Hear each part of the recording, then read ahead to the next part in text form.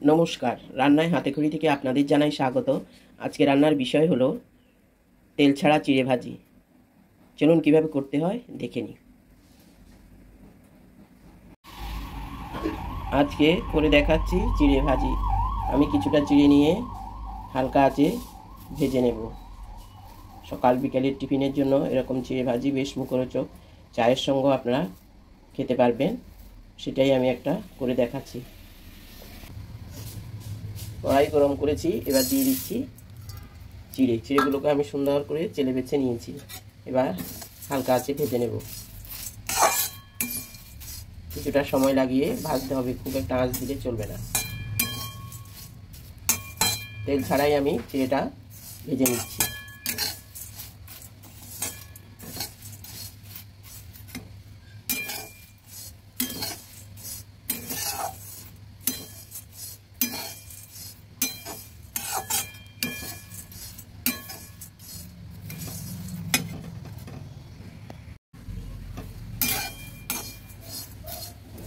কিছুটা ভাজা হয়ে এসছে, আর একটু ভেজে নেব।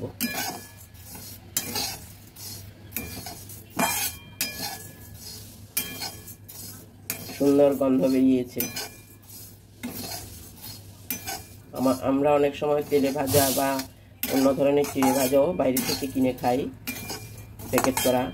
তো নিজে যদি এরকম ঘরে করে খেতে পারেন তাহলে খুবই স্বাস্থ্যকর হবে।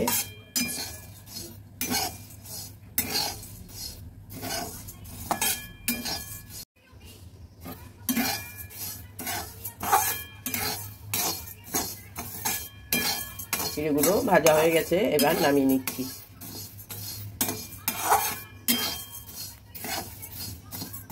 ভাজার পরে চিড়েগুলো অনেকটা ছোট হয়ে গেছে এবং কমেও গেছে। এবার নামিয়ে নেব, ঢেলে নিচ্ছি।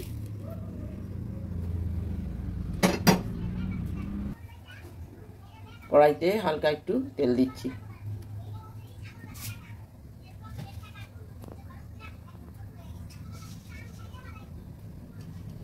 এবার দিয়ে দিচ্ছি এক মুঠো চীনা বাদাম।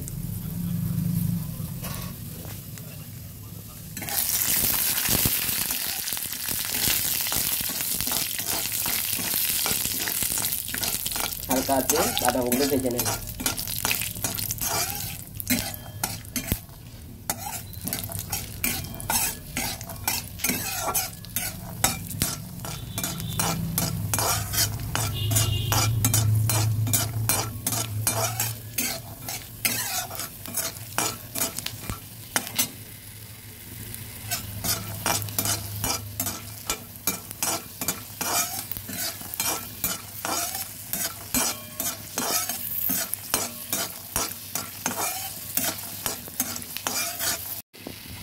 বাদামগুলো ভাজা হয়ে গেছে, এবার তুলে নিচ্ছি।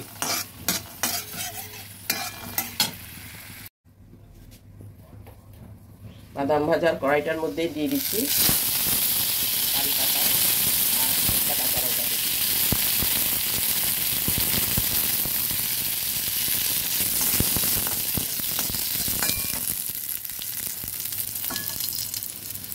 সঙ্গে দিয়ে দিলাম একটুখানি কালো জিরে।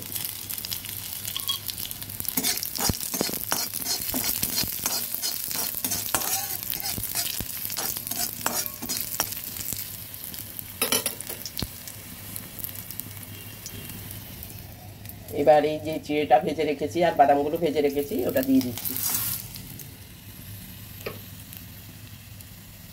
আঁচটা কমিয়ে মিশিয়ে নেব।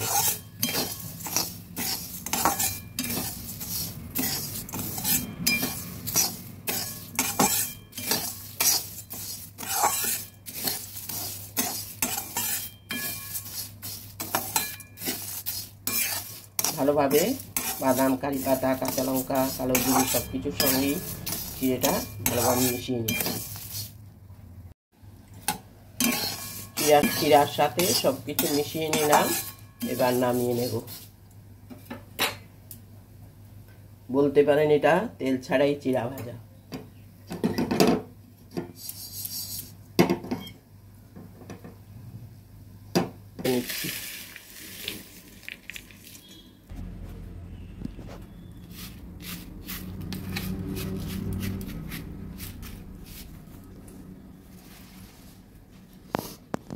চিড়ে ভাজিটা সম্পূর্ণ হয়ে গেছে। এবার উপর থেকে দিয়ে দিচ্ছি সামান্য একটু বিট নুন।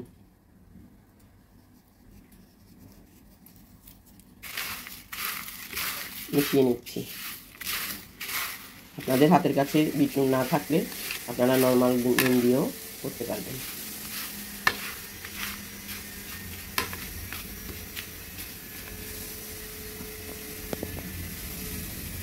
আমার তেল ছাড়া চিড়ে ভাজিটা হয়ে গেছে।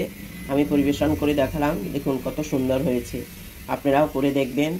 করে রাখলে অনেক সময় আমাদের ঘরের মধ্যে চিড়ে আসে অথচ খাওয়া হয় না। যদি এরকম একটা করে আপনি কৌটোর মধ্যে রেখে দিন, তাহলে চায়ের সঙ্গে বা এমনিতেও বসে সময় কাটানো যায়। এটা একটা মুখরোচক রেসিপি। আপনাদের এই ভিডিওটা যদি ভালো লেগে থাকে তাহলে লাইক, শেয়ার, কমেন্টস করতে ভুলবেন না। সাবস্ক্রাইবও করবেন। আজকের জন্য এখানেই শেষ করছি। সামনে দেখা হবে নতুন কোনো রেসিপি নিয়ে। ধন্যবাদ।